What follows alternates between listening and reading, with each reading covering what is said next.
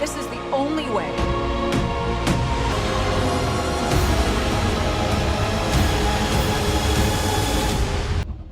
Long live the king.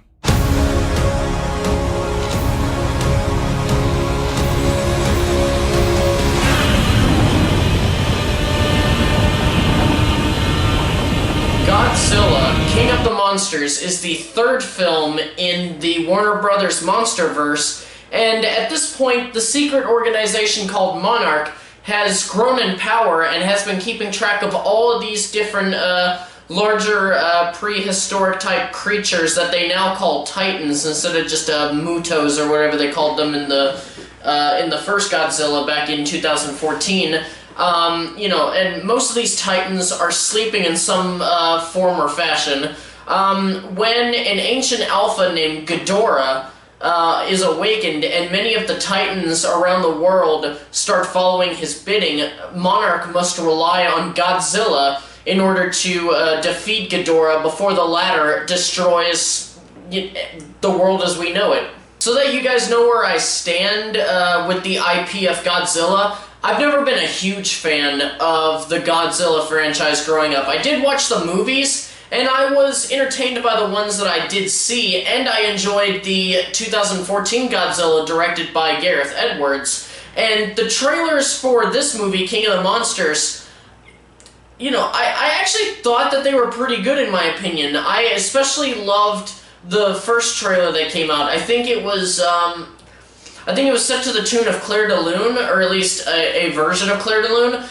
So anyway, because of that, you can say that I was anticipating this movie for a fair bit. And before I actually get into the review where I talk about my thoughts, I do want to throw out this disclaimer for those of the uninitiated.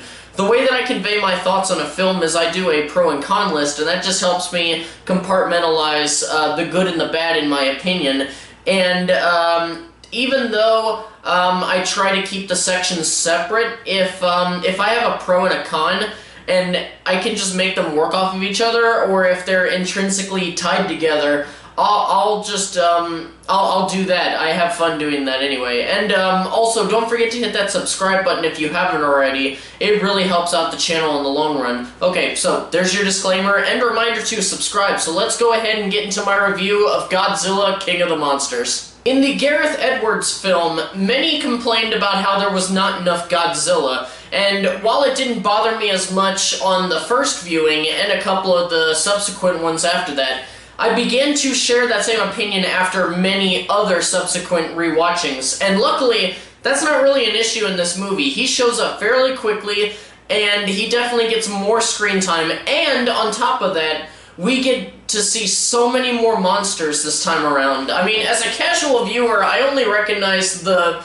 big guys. Obviously Godzilla, Ghidorah, Rodan, Mothra, just those guys. I don't even know if any of the other monsters that make appearances are important namestays, or if any of them were like on like one-off movies that maybe I haven't even heard of.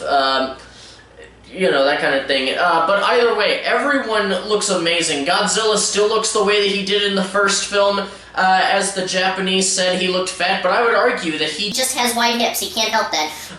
Mothra was the most appealing to look at. I really thought she was really beautiful to look at, especially whenever you put a lot of color into the scenes that she's in. Ghidorah, Ghidorah had the most interesting component to me as far as who he was. I don't remember how he was handled in the classic films, but in this one, they put a lot of emphasis on how each head has its own personality and how each head interacts with one another. And just the spectacle of these monsters, these titans duking it out, is easily the biggest highlight for me in the film. I do want to point out my personal favorite, though, and that's Rodan. Me being a casual fan, as I mentioned, I had only seen him in one film. I don't remember which one specifically, but I think it was one of the Godzilla vs. Mechagodzilla movies, but don't quote me on that. I had only seen him once, and to me, he just looked like a slightly larger pterodactyl. Nothing really special. But then they showcase him here, and I had no idea how powerful he was. I had no idea that he had anything to do with fire. I also didn't know how fast and agile he actually was. I mean, my god, it was amazing. But it wasn't just him. Each monster gets their own highlight moment, and the film is very high on satisfaction levels as long as these guys are on screen, especially closer to the end of the film. Unfortunately, I have to say that this movie, aside from the monsters and battle sequences, is just terrible popcorn movie mediocrity. If you thought that the humans in the Gareth Edwards movie had no personality or character development, then after this film you'll definitely prefer those characters in that movie to this one, because in Godzilla King of the Monsters we are stuck with some very, very boring-ass people. They are just here for one of my least favorite things in movies these days, which is giving exposition. Every monster scene, a fight scene, is bookended by multiple scenes of people just explaining what the hell is going on, why the hell those things are going on, and also telling their life stories on top of that. And now, I've seen there are many movies that have done this kind of thing before, where it's like a monster movie, but it's bookended with a bunch of other stuff that has nothing to do with the monsters. But, I don't know. There have been many movies that actually do it better. Like, okay, I'll give you one example. The first Jurassic Park.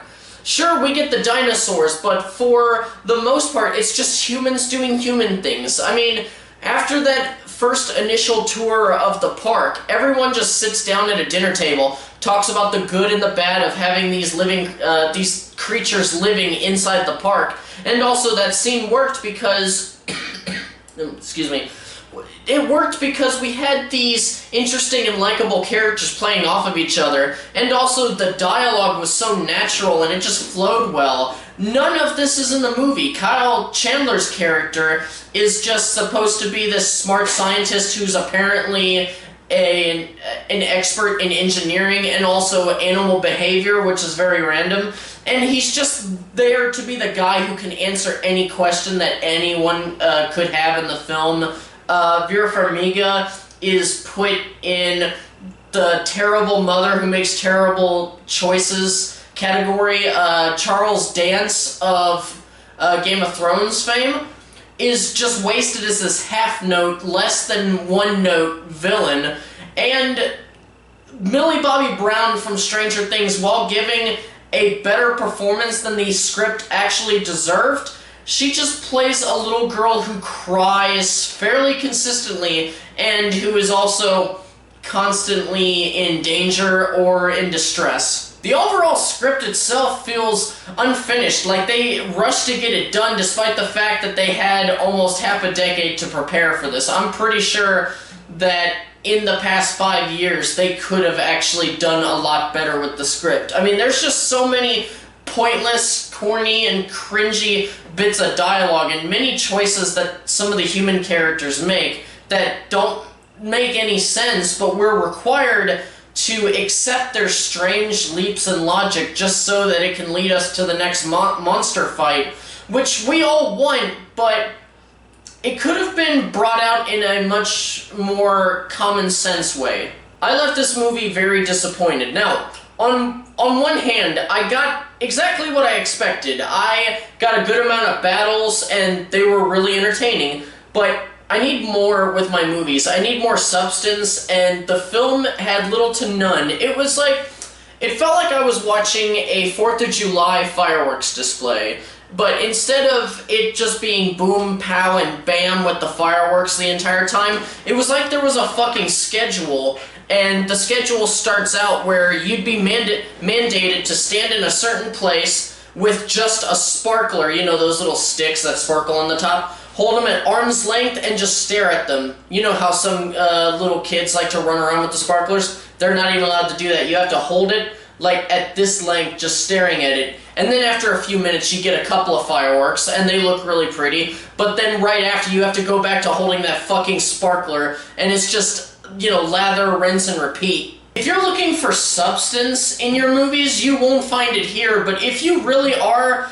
just looking for an entertaining time, if you're just looking for mindless monster battle royale, that kind of movie, Sorry, then you'll love this because that's when this movie is at its best, is during those monster fights. Thank you guys so much for watching. I hope you enjoyed the video. I'm sorry that this one was a little bit short on points, but really, this movie just didn't have enough for me to dive into, really. But anyway, if you enjoyed the video, please don't hesitate to hit that like button, and I hope you already hit that subscribe button just like I asked earlier, because I don't want to beg you guys, but just, you know, please subscribe. And also, don't forget to keep the conversation. Sorry, I'm stretching right now. My back is killing me. Don't forget to go down in the comment section down below to just keep the conversation going. I really like hearing what you guys think about the movies and topics that I bring up on this channel. Anyway, farewell until next video, all you casual moviegoers and movie fans alike, and keep on being awesome.